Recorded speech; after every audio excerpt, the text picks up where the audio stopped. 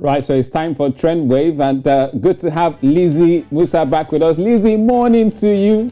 Compliments of the season. I'm sure you had a wonderful Christmas break, and lots have been trending. So give us the goodies that you brought. Okay, great. So like they say, gratitude is a magnet for miracles. Now, in a recent post making the rounds on social media, Nigerian dancehall singer and writer who recently survived a ghastly car accident, Patoranking, has been seen showering praises and expressing gratitude to his fellow musician and senior colleague Timaya for housing him, feeding him, and paying for his first record, which became the hit song known as Alubarika. The vibrant musician made this comment at his recently held concert, leaving people with smiles while bringing to mind the famous saying by Nigerian musician and superstar Davido, who says, "We rise by lifting others." Let's take a look at this video. I still think around 2011. After we don't meet like 2009, 2011, I come out. So I say me. He say, what's wrong? You make me do all this wine now. I said, I hear the hustle. He said, you know, it's album. If you don't record sweet song, I know say it's a big thing. You don't go come up from my house. I mean, that time I get to understand. I can't record. First day, I record. So, when I see the trick here, I try to impress him because he did for estate that time. I know say I'm not going to pay for house. I don't pay for food. I don't pay for studio. So as I impress him, he hear the song when he wake up. He say, okay, still a record.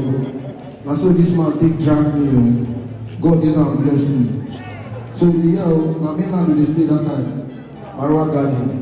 So we come follow move, come Lekki. So when we come Lekki, we come the hustle. I can't record Alubarika. So when we record Alubarika, everything changed. But man, I wait. I want to know one thing. If this man not be there, listen to me. If he don't pay for that video, if he don't put me for a house, well, when I know the story of you,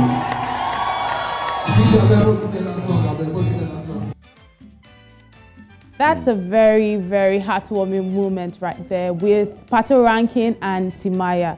So you can see him expressing gratitude, talking about the fact that Timaya actually housed him, fed him, and also paid for his first musical hit.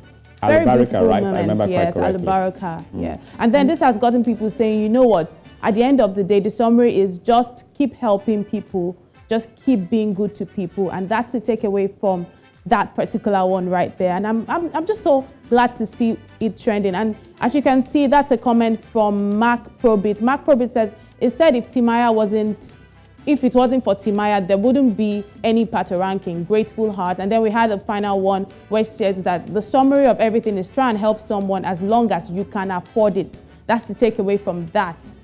Alubarika, Alubarika. Yay! From New Central to America.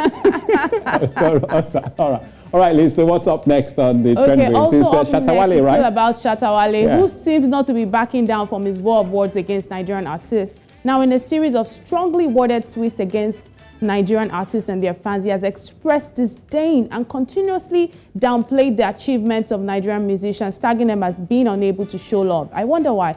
Earlier on, we know that on Sunday, in a video which was making the rounds, he addressed his fans at his concert while blasting Nigerian artists. Now, Shatta Wale went on to make continuous rants, over 37 posts expressing himself and profusely blasting Nigerian artists, like you can see on the screen, and their fans, without saying what the exact problem might be. This action by Shatta Wale has left not just artists, but Nigerians themselves in awe. Now, let's take a look at some of the tweets that Nigerians have made, especially regarding this. This is from Omojura. Omojura says, if you were Shatta Wale, you'd be frustrated too. Anytime a Nigerian artist lands in Accra, the local champion becomes self-aware. Now, the local champion here being Shatta Wale. He is not the king of his own city. Ira Star landed and Dude has been ranting ever since. I heard Portable and Speedy are off to Ghana soon. Wahala. Wow. That's what it feels. Now, Umba says, person sell O2 Arena 3 times. He no even shout. Shatta Wale sell in Papa compound. You know, allow us hear word. That's how Mba feels about Shatta Wale at the moment. And then we had one more from Elvis. Elvis says there are 8 Nigerian songs on Apple Music, top 10 Ghana songs. The other 2 songs have Nigerian artists on them. It reach make Shatta Wale vex a beg. So that's how Nigerians feel like it may be just some kind of jealousy, beef, that type of thing. This should not be overlooked. 100% boycott his music and stop playing his music in Nigeria. He must apologize to Nigerians publicly. He's not a kid. He knows better. He must do better. He's a grown man. Okay. All right. So Shatta Wale doesn't point to any particular Nigerian artist, right? Just generally to everybody. He's just 37 tweets, that's dropping cryptic posts, cryptic. You know, when he makes some remarks, you can kind of tell who he might be talking about, but he's not making mention of anybody's name. Okay, please. So we've had jollof rice, we've had football, Black Stars or Super Eagles. We've had so many. I don't even want to mention that, you know, that bag that time. You know, and let's not mention the name. It seems that this Niger and Ghanaian jollof wars will never end. It just seems like we don't want to do Shatta Wale and war. Nigerian artists. We don't want to have that. Peace and love, please. One Africa. Exactly. All right. Thank you very much, Liz, for the latest when it Always comes to my pleasure. Trend Wave.